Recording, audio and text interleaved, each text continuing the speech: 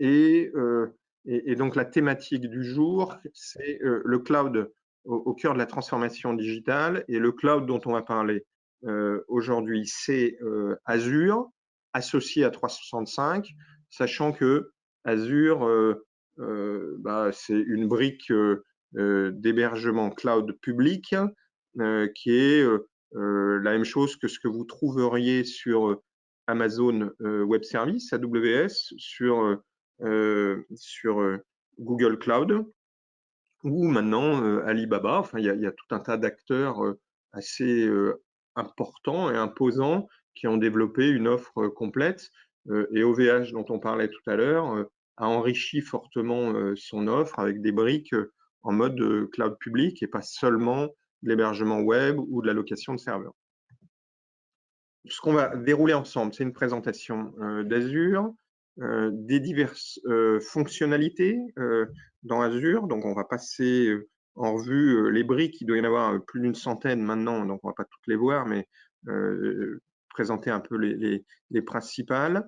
Une problématique qui revient et qui est le cœur de la confiance qu'on peut accorder à ce type d'opérateur, mais qui est, moi, le parallèle que je fais, la même confiance finalement maintenant qu'on a donné depuis toujours à nos banques, hein, et notre actif principal, c'est l'argent qu'on a mis à la banque, et maintenant, c'est les données qu'on met chez ces opérateurs cloud. On va voir nos offres d'hébergement, Axido, et puis ce qu'on vient de voir là dans nos échanges, l'hébergement un peu global, qui est qualifié maintenant comme étant full cloud, entre ce qu'on peut mettre pour ceux qui sont déjà sur 365 dans l'environnement 365, et puis ce qui reste assez basiquement dans Azure. Donc, Azure, petite présentation commerciale et marketing de Microsoft. Ça va vous permettre d'avoir accès à toutes les briques d'innovation, à tout ce qui est performance de ce type de plateforme, à beaucoup de flexibilité, parce que c'est des ressources qu'on va consommer et payer. On est facturé à la minute d'utilisation de serveurs. C'est extrêmement fiable. Vous verrez les niveaux de fiabilité.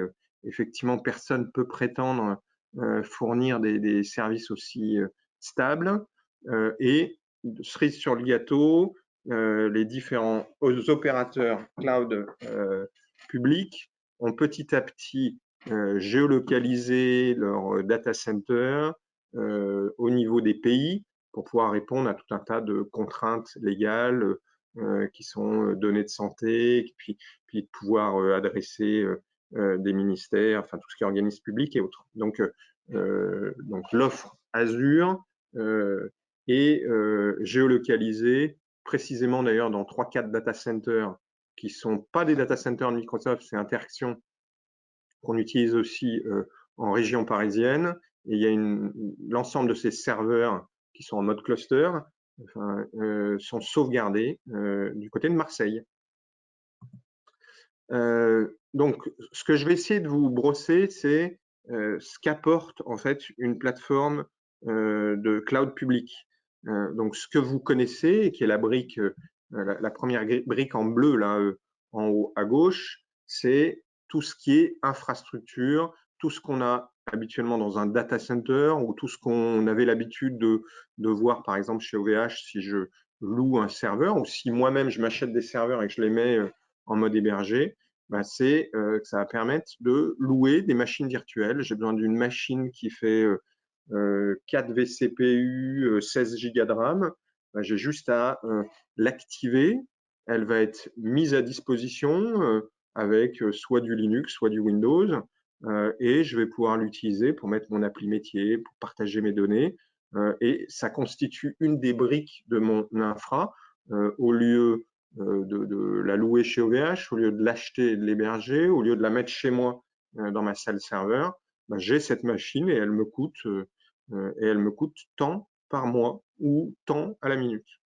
Je vais pouvoir monter des réseaux virtuels, je vais pouvoir monter des espaces de stockage avec différents types de stockage, du disque SSD avec beaucoup d'IO, du disque SATA, enfin l'équivalent de SATA en mode classique, du stockage un peu à plat, comme si on avait des disques dans des NAS et non pas dans des serveurs.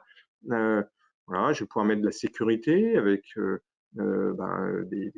des pare-feux.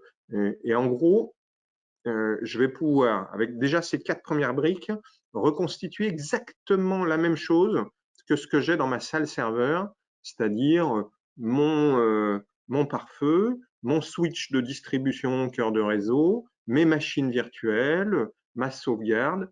Et c'est juste en louant ces différentes briques que je vais avoir quelque chose de disponible sur lequel j'ai juste à me connecter en mode web. Je n'ai plus à m'embêter effectivement à gérer les garanties du matériel, la redondance et autres. Tout ça est fourni de base par la plateforme Azure. Il y a des choses un petit peu plus riches qui vont être proposées, qui est par exemple d'avoir une base de données SQL. Au lieu de louer un serveur et moi installer une base SQL dedans, je vais directement louer quelque chose qui est du PaaS, donc c'est Platform as a Service, et qui est cette base de données. Je vais pouvoir, pour les gens qui ont besoin, par exemple, de faire du calcul, louer pendant une période ponctuelle, et là, je vais avoir une montée en charge qui peut être sur 24 heures à peine, sur des machines qui fournissent énormément de puissance de calcul, beaucoup de vCPU, des CPU orientés calcul, uniquement pour ce besoin-là, et ça m'évite d'avoir à l'acheter, de l'immobiliser, et donc je paye à l'usage. Donc ça, c'est la brique de base de l'infra Azure, et c'est concrètement ce que nous, on fournit le plus à nos clients, qui est un besoin d'hébergement d'une application, typiquement du Sage 1000, et on va monter une infra avec 4 ou 5 serveurs permettant d'avoir la base de données, le frontal pour y accéder en mode web, les accès en mode TSE, l'Active Directory, et on reconstitue exactement ce qu'on fait chez nous, sauf que là, on va louer les serveurs correspondants. Donc, cœur du cœur, et qui est le classique qu'on retrouve chez tous les hébergeurs. Après, dans ces clouds publics, il y a eu un développement d'énormément de fonctionnalités qu'on va essayer de passer en revue.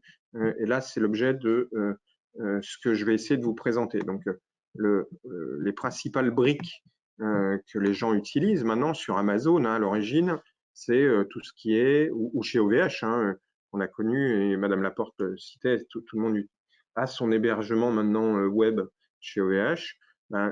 Amazon ou Azure propose tout simplement de fournir des plateformes de CMS type WordPress, Drupal, qui sont directement accessibles et gérables sur cette plateforme-là. On active l'équivalent du petit serveur OVH qu'on a pour un site web là, sur Azure. On se connecte avec son login mot de passe et on est directement dans la console d'administration et on a tous les outils pour pouvoir le publier en mode web. Donc, c'est toutes ces applis web, tout ce qui est e-commerce, tout ce qui est applis qu'on retrouve sur les téléphones mobiles, qui sont directement packagés et accessibles. C'est aussi une plateforme PaaS, Platform as a Service.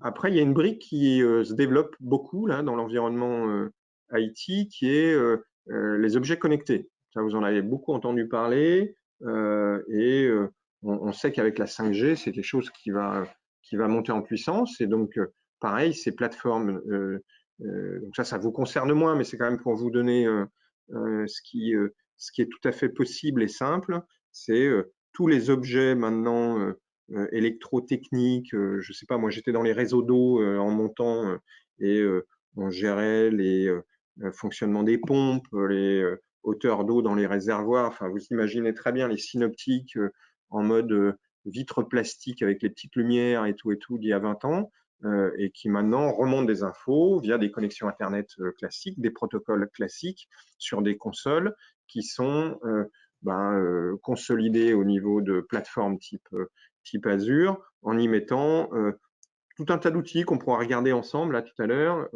de supervision, d'analyse prédictive, d'historique, d'intelligence artificielle pour avoir des process, des alertes et autres. Voilà, donc l'IoT, ça va se développer, c'est plus pour l'instant pour notre culture parce que vous n'aurez pas des tonnes de projets dans ce sens, mais néanmoins, faut quand même avoir l'ouverture là-dessus, parce que le principal objet connecté qu'on va avoir dans les années à venir, ça va être nos voitures. Voilà. Je passe maintenant à la brique qui est en bas à gauche, sur la partie gestion de la donnée. On parlait un petit peu de Power BI et c'est typiquement une des briques, alors qui n'est pas vraiment dans Azure d'ailleurs, mais si on prend cet exemple-là, c'est sur la Power Platform avec Power BI. Mais donc, toutes ces plateformes permettent, avec ces différents types d'outils, de recréer vos cubes de données. Enfin, on dit cube, mais c'est pas forcément 3D, ça peut être 4D, 5D, hein, avec votre modèle logique de données et d'avoir des rapports, des tableaux de bord qui sont extrêmement performants, rapides. Une partie qui est migration, curée, restituée, alimentée, on récupère de l'info de partout. Un des éléments importants, c'est que Azure, en fait, ne sert pas pour faire tourner que du Windows, loin de là. Et d'ailleurs, sur la plateforme Azure, il y a plus de serveurs Linux qui tournent que de serveurs Microsoft. Et donc, en fait, vous allez pouvoir consommer et utiliser tout un tas de fonctionnalités diverses et variées. Nous, typiquement, on installe sur nos architectures, pour l'architecture de chacun de nos clients, un pare-feu qui est le pare-feu WatchGuard. Donc, on a le même petit WatchGuard pour certains de nos clients, ça peut leur parler là, que le petit boîtier rouge que vous voyez dans votre baie serveur, sauf que là, le boîtier existe en mode virtuel, on paye les licences, on paye le compute pour faire tourner ce petit boîtier, et moyennant cette charge mensuelle, on a ce service de filtrage avec toute la suite qui est la Total Security Suite, mais vous pouvez consommer n'importe quelle plateforme. Là, dans l'exemple, ils mettent du Barracuda pour faire d'anti-spam. Il y a plein de fonctionnalités possibles. Voilà. Donc ça, c'était un petit passage en revue de ce qu'est la plateforme globalement au niveau des fonctionnalités sur Azure. On va rentrer un petit peu plus dans le détail parce que je vais montrer comment vous pouvez creuser la réflexion en vous connectant sur la calculatrice Azure. Alors, pourquoi mes pages ne passent pas? Voilà. Donc, dans ces principaux scénarios, c'est ce qu'on vient de voir là. On va rentrer un petit peu dans le détail. Il faut bien avoir en tête que, à l'origine, et c'est ce qui a été le succès d'ailleurs de AWS, c'est des plateformes qui ont été faites plutôt pour les développeurs qui ont besoin de consommer de la ressource, à la fois en mode développement, formation et puis après déploiement. Et cette ressource, avant, pour eux, c'était compliqué. Il fallait qu'ils demandent aux services informatiques, services techniques, qu'on leur monte telle machine, qu'on leur mette tel hébergement web, etc. Maintenant, ils ont juste à cliquer. Souvent même, d'ailleurs, c'est une ligne d'instruction en mode code. Et ils peuvent directement allouer la bonne ressource à leurs besoins. Et ça va leur permettre de développer leur appli web, développer leurs petites business apps, parce que maintenant on fait des petites applications très simplement en mode low-code. Ça va leur permettre de consommer des micro-ressources. C'est toute cette démarche des Kubernetes ou conteneurs qui font que j'ai besoin juste d'avoir une petite pastille de présence de quelqu'un sur LinkedIn, par exemple. Tac, je mets cette petite fonctionnalité. Je n'ai pas besoin de monter tout un service, tout un serveur qui va me gérer que ça. Je vais avoir tout un tas de plateformes pour les développeurs qui vont leur permettre de gérer tout le process en mode DevOps, maintenant, ça s'appelle, qui est du développement en mode opérationnel où on teste, on présente et puis on améliore de façon continue. C'est plus les développements en mode un peu tunnel où je fais ma grosse conception, j'ai un effet tunnel et puis je livre au bout de 6 mois. Donc là, avec la plateforme dev test, ils vont pouvoir gérer, ça c'est mon serveur de pré-prod, ça c'est mon serveur de test, après mon serveur de pré-prod, mon serveur de prod, et puis je mixte et j'inverse au fil de mes besoins. La partie big data et analytics, on en a parlé avec Power BI, mais en fait il y a tout un tas d'autres plateformes un peu plus riches autour de data SQL et autres. Internet of Things, c'est l'IoT de tout à l'heure. Il y a des fonctionnalités type backup recovery. Donc ça vous concerne plus parce que on met en place maintenant quasiment pour tous nos clients une solution d'externalisation des VM, appli, ma VM qui est en local avec Vim sur Azure, Vim Cloud Connect. Et ça va me permettre d'avoir une VM qui est copiée dans le cloud. Donc, c'est déjà une sauvegarde. Et surtout, je vais pouvoir la redémarrer sur Azure. Et donc, j'ai une sorte de PRA qui ne dit pas son nom. On a parlé HPC, c'est-à-dire High Performance Computing pour les gens qui ont besoin de faire du calcul. Et puis, la partie Digital Media, c'est toutes les fonctionnalités qu'on peut imaginer autour des différents réseaux sociaux et autres. Avec des intégrations et du développement lié. Voilà, je vais rentrer dans la partie, avant qu'on repasse un peu en revue ça, je vais vous montrer ce qui est finalement la plateforme de calcul des coûts de tout ça, qui s'appelle la calculatrice Azure. Donc en fait, tout ce qu'on vient de voir, si vous avez la curiosité, il faut que vous alliez sur calculatrice Azure, hein, vous tapez ça et vous allez la retrouver sans problème, et vous allez avoir un menu qui vous déroule toutes les fonctionnalités que Azure propose. C'est bien de me préciser, et surtout qui va vous quantifier en termes de coûts. Donc le plus grand classique, c'est les ordinateurs. Donc, je vais quand même vous montrer pour que vous ayez une petite appréciation là. Mais en fait, j'ai ma machine qui est à géolocaliser. Donc là, en l'occurrence, je vais choisir la machine en France, centre. Hein. Et puis, je vais choisir mon système d'exploitation. Je vais choisir mon niveau de sécurité, on va dire. Et puis après, là, j'ai un catalogue. Et dans ce catalogue, je vais taper dans les machines qui m'intéressent en fonction des vCPU, de la RAM, et ça va me donner un coût qui est, vous voyez là par exemple, pour une D2 V3, on est à 17 centimes pour faire tourner cette machine à l'heure. Voilà, donc vous pouvez par exemple la couper la nuit, ça vous coûte moins cher. Vous pouvez la réserver pendant un an, ça vous coûte moins cher. Vous aurez des problématiques de gestion de licence. Vous allez gérer les disques que vous voulez attacher à cette machine. Il y a quand même tout un tas de problématiques pas nulles.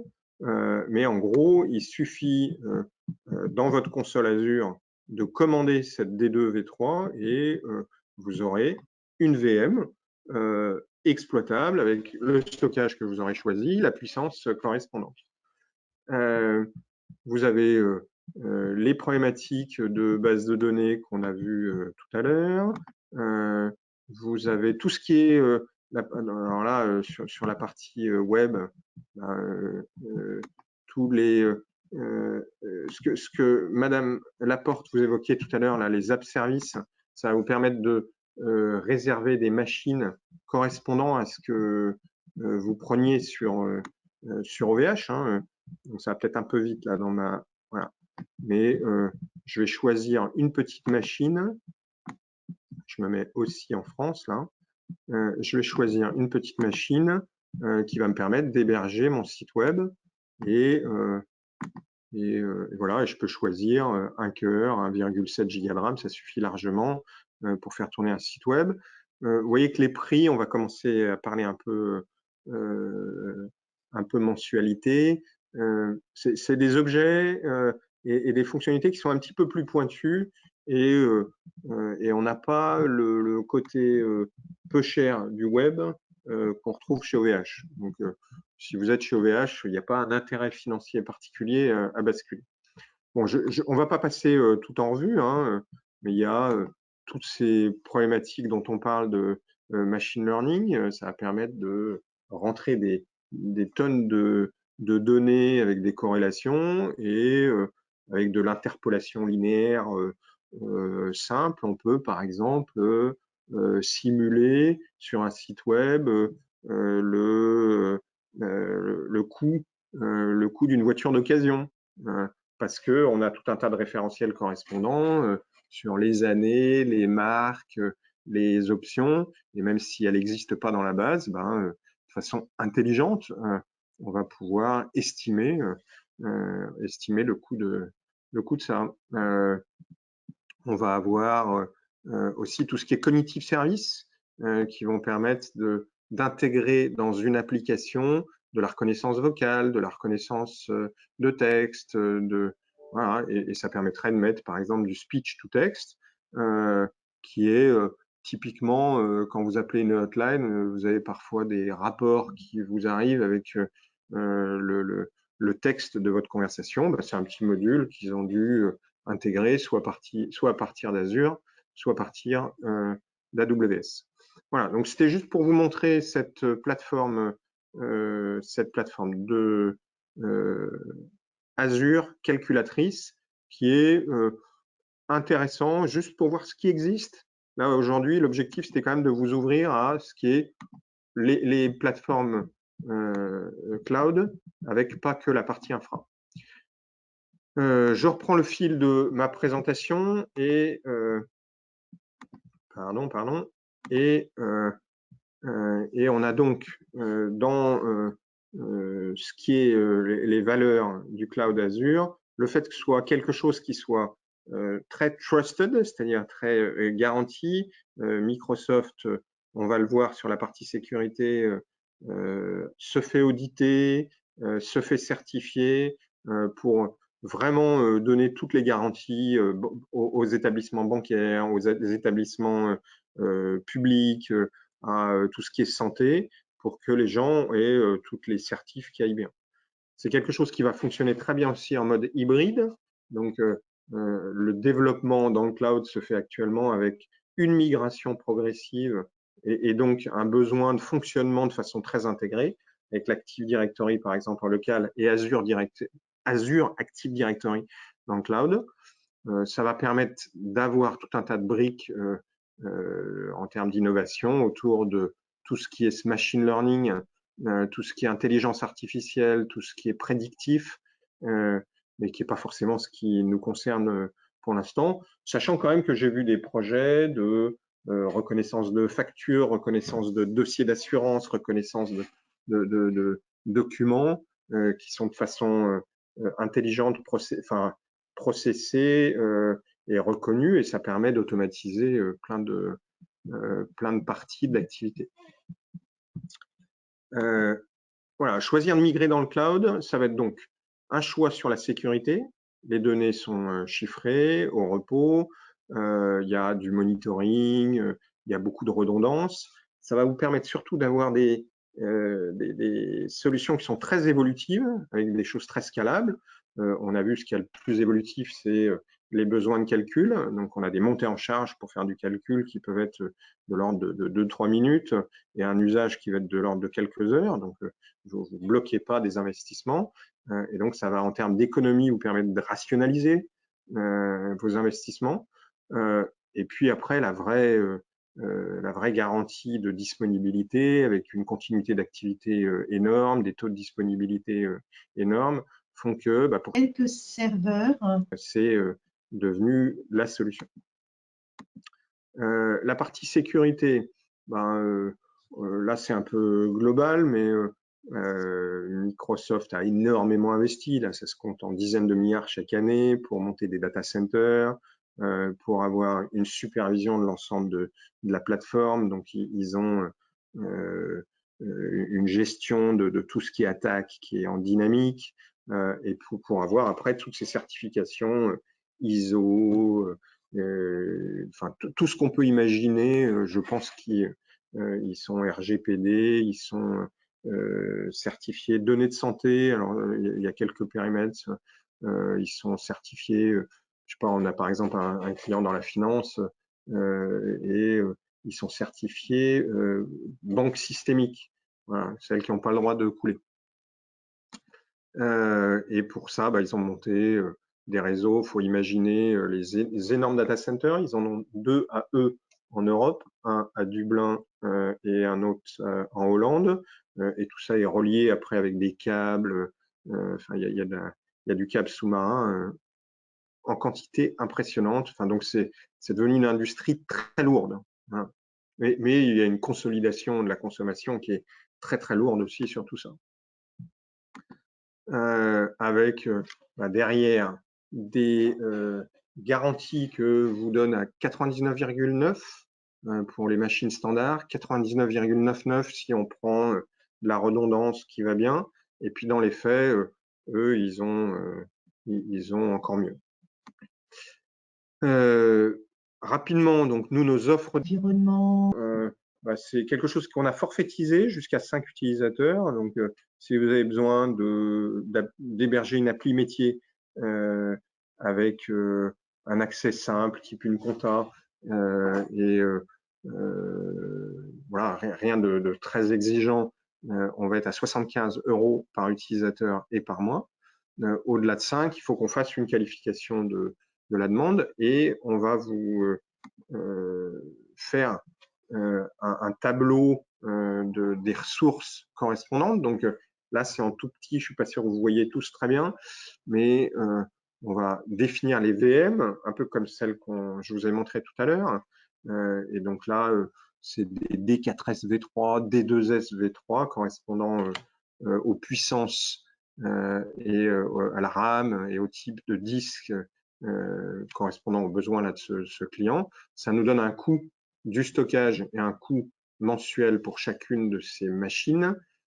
Et on a après le coût de la sauvegarde, après on a le coût des licences, après on a le coût RDS si on se connecte en mode TSE. On va éventuellement rajouter des licences Office. Donc là, on peut mettre du Office 365. Il y a une synergie côté licence entre ce que vous utilisez et ce qu'on peut mettre sur ces serveurs TSE. Si on veut du Word et du Excel, par exemple, sur une appli métier. Il va falloir qu'on mette notre pare-feu. On va éventuellement vous proposer d'avoir une supervision avec un administrateur dédié, une demi-journée par mois, par exemple, pour travailler sur le dossier. Et tout ça, ça va nous donner un coût mensuel qui, je le répète, est quand même pas négligeable, mais peut aussi remplacer tout un tas de charges que vous auriez par ailleurs. Et donc, ça nous amène à ce que je vous avais promis, et je vais essayer là de faire une synthèse, et puis après on fera nos échanges, sur ce qui est en fait notre vision d'une cible d'architecture full cloud, où on a une intégration entre Office 365, Azure AD et Azure tout court. Donc, sur ce schéma, vous avez peut-être déjà vu si vous avez suivi les présentations type Teams, full cloud ou 365, on a sur la gauche un nuage qui est la partie 365, avec la messagerie, qui est un classique depuis 20 ans, même si ce n'était pas en mode cloud, c'était déjà quelque chose, entre guillemets, d'accessible à distance. On y rajoute maintenant OneDrive qui va permettre de sauvegarder et de sécuriser les postes clients. Donc, ça remplace le U et ça vous allège toutes vos architectures de données d'utilisateurs. On va mettre les fameux communs dans une plateforme SharePoint qui va nous permettre de continuer à gérer des droits et des partages de façon simple.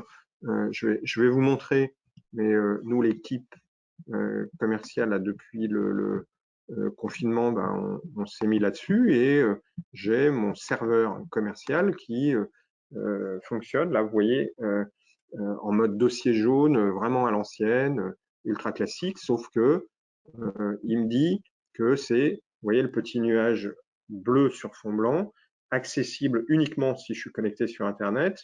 Et puis là, par exemple, le fichier qui s'appelle AS, il me l'a téléchargé, il est disponible sur mon poste, même si je ne suis pas connecté. Voilà.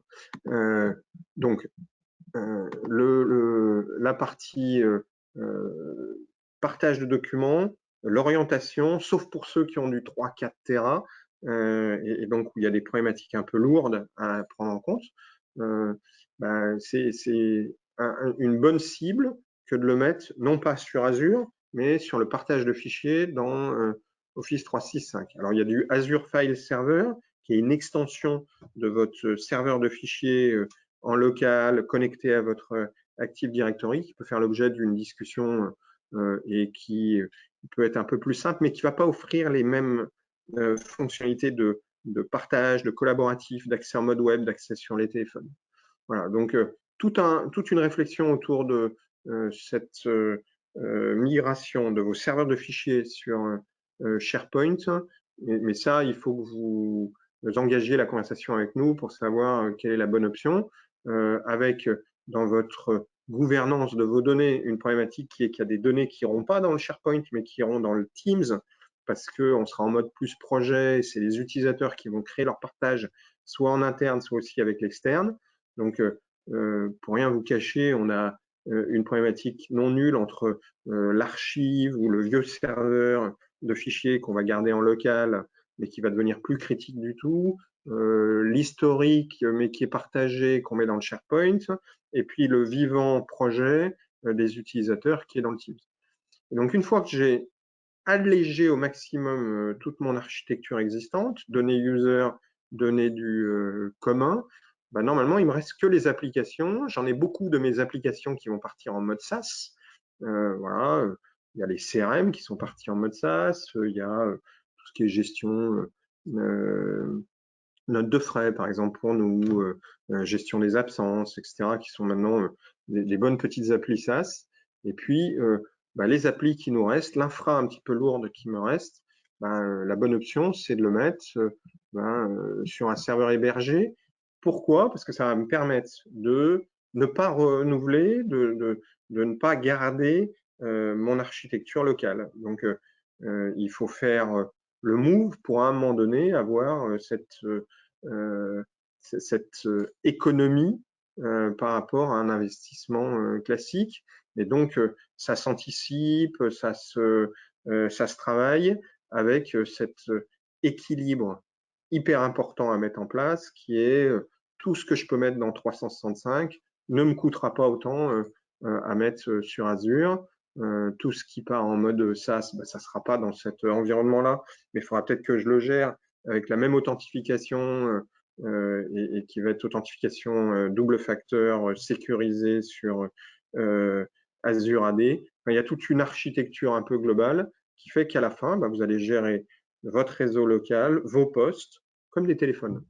Voilà. Faut intellectuellement se donner cette cible. Vos PC, à terme, doivent fonctionner comme vos téléphones, avec des apps qu'on met dessus, avec des données qu'on synchronise, mais pas plus. Voilà, bon, j'espère que ça vous a donné une vue un peu globale de la plateforme Azure, dont vous avez quand même, à mon avis, entendu parler depuis un petit moment. Donc, c'est quand même devenu un classique. Il y a toutes ces choses classiques d'hébergement de VM. Il y a cette intégration avec Office 365 à prendre en compte. Il y a toutes ces fonctionnalités qu'on a passées en revue, mais on pourra en parler pendant des jours. On en a vu qu'un petit bout. Voilà, et j'espère que ça vous aura dégrossi votre réflexion à vous sur ce qui doit être effectivement une évolution de vos infras sur des modes qui vont devenir de plus en plus cloud parce que de plus en plus légers. Voilà. Sachant que ce qui est léger sur Azure, il faut quand même le manier avec précaution parce que ça peut aussi être coûteux. Voilà, voilà.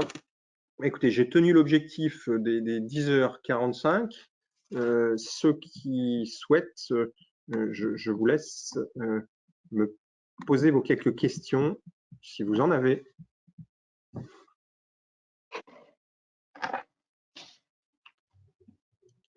Qui se lance?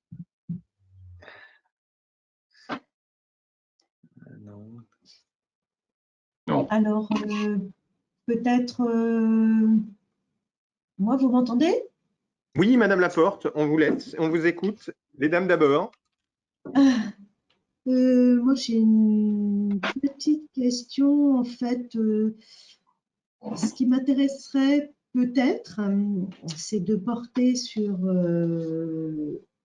une infrastructure Azure des données de type archive semi-mortes. Vous voyez qu'on ne sait pas trop où stocker aujourd'hui, mais qui gagnerait peut-être à être sur une plateforme Azure avec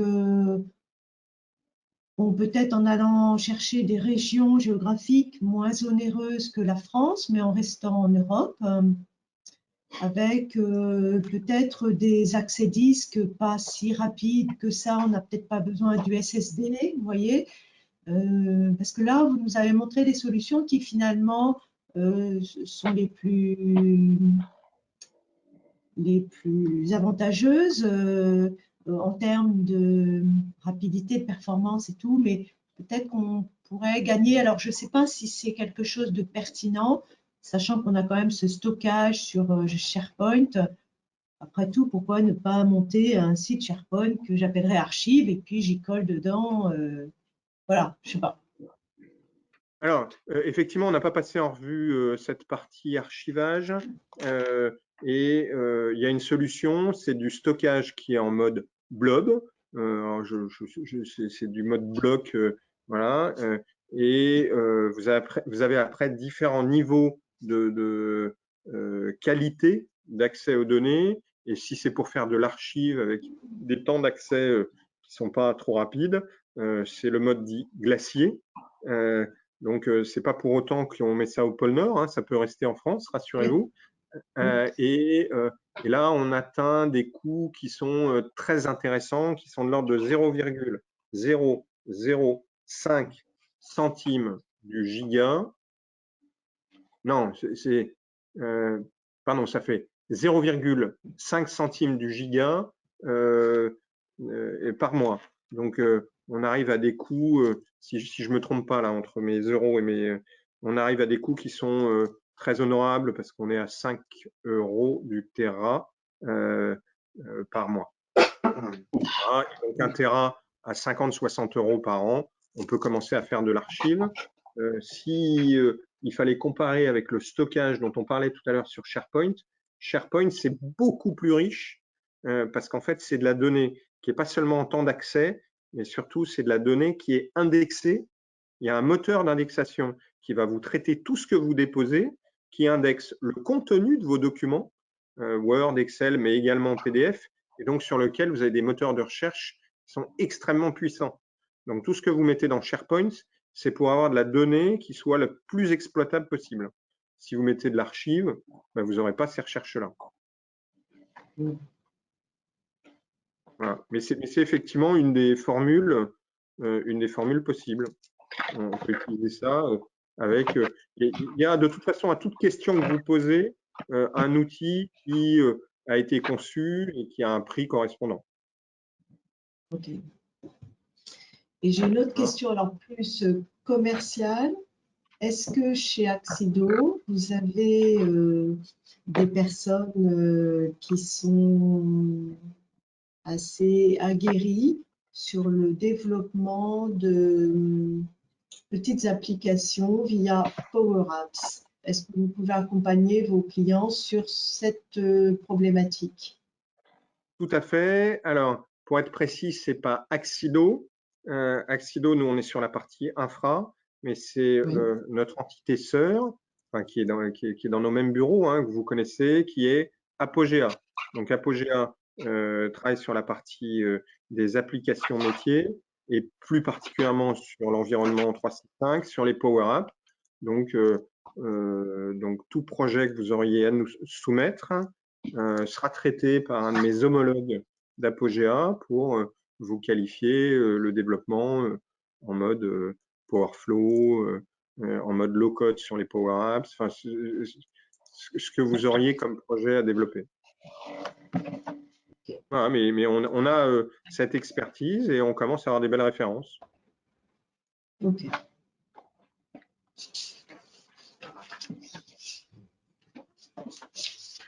Voilà. Bon, bah, merci, C'est Madame la bon pour moi. Messieurs, est-ce qu'il y en a un qui prend leur lait? Juste pour vous remercier, c'était très clair. Ça m'a permis de distinguer la différence qu'il peut y avoir effectivement entre un environnement SharePoint, OneDrive et Azure. Et puis, bah, de toute façon, là, en ce moment, on est en réflexion voilà, sur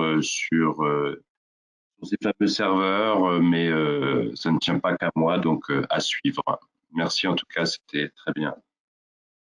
Merci beaucoup de ce retour. D'autres retours ou questions? Bah, je prends le relais pour vous remercier également. Pas de questions particulières pour ma part. Ça montre l'étendue du possible et mes besoins sont modestes en regard de ce que je viens de voir. Donc, Oui, non, mais c'est pour ça hein, que j'ai bien précisé que ça nous concerne, même nous, hein, ça nous concerne pas surtout, mais c'est quand même intéressant de voir qu'on plonge dans une mer là sans rivage et que faut quand même voir un peu l'environnement dans lequel on se baigne et puis après plus modestement prendre le chemin concret de ce qui est à mettre en œuvre chez chacun. Mais avec plaisir et à disposition pour avancer là sur votre réflexion qui tourne pour moi un peu autour du schéma là que vous avez sous les yeux, qui est comment mettre en place les différentes briques pour simplifier dans nos environnements PME 365 et Azure. Et les utilisateurs. Et évidemment les utilisateurs, il ne faut pas oublier. Il y a de ça aussi. Hein. Il y a de ça dans cette réflexion du tout cloud, peu importe son système, mais c'est aussi familiariser les utilisateurs, les formations qui vont bien, une nouvelle réflexion, nouvelle façon de travailler. Et c'est déjà suffisamment pas compliqué, mais voilà, pour certains c'est plus complexe. Donc ça va se faire tranquillement, mais je pense que de toute façon on y passera. Donc il va falloir y aller. Mais avec moi un credo que je voudrais partager, qui est que les utilisateurs, tout ce qu'on vient d'évoquer, il ne faut absolument pas que ça leur change quoi que ce soit. Aussi bizarre que ça paraisse, je vous ai montré mon partage de documents. C'est un lecteur réseau avec des dossiers jaunes, du Word et du Excel, que ça est migré dans un SharePoint. Pour les équipes, vous pouvez leur dire, parce qu'ils vont le retrouver en mode web, ils vont le retrouver sur leur petit téléphone et autres, donc il y a plus de fonctionnalités qu'avant, mais effectivement, il faut que ça perturbe le moins possible.